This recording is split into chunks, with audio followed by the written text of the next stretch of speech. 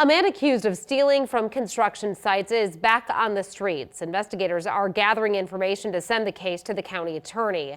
Another dozen or so thefts have been identified. Senior reporter Jake Wasikowski tells us why contractors say the man needs to be held responsible. New homes are going up all over southwest Omaha, but authorities say they've been targeted by a thief stealing construction equipment and home fixtures. They lock up all the houses at night, and you're in a nice neighborhood, you would think you'd be able to leave it.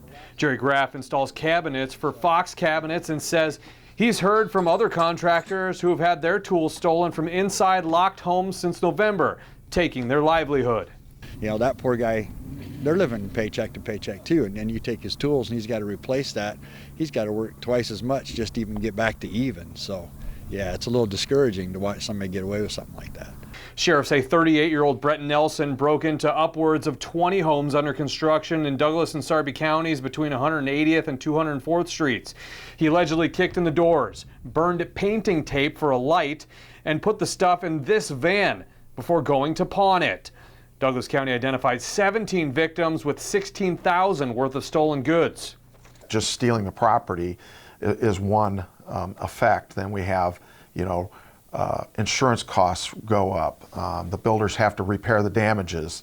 So it's just kind of a cascading effect that people don't think about. Nelson has been charged with 8 counts of burglary in Sarpy County, and Douglas County is still putting together their case since they found more stolen items this week. Many have been recovered from sheriffs.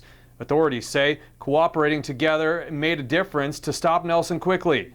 Graff says he's not leaving his equipment inside homes because he had some stolen 5 months ago and because of this. We load it all up and make sure it goes with us each night. So Nelson did post bond and is out of jail. He will be back in Sarpy County Court next week. He will likely be back in jail when Douglas County files charges against him.